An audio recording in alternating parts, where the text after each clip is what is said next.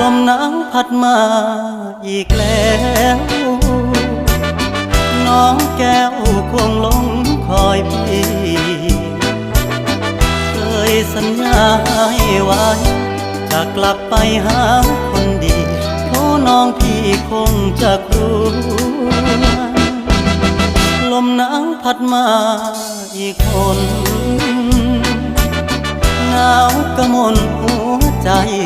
ปวดยามหนาวมา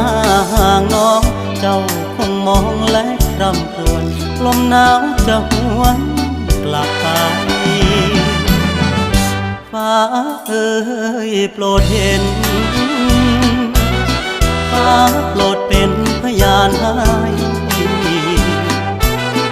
ความรักยังไม่คลอนนิรันดรห่วงดวงใจ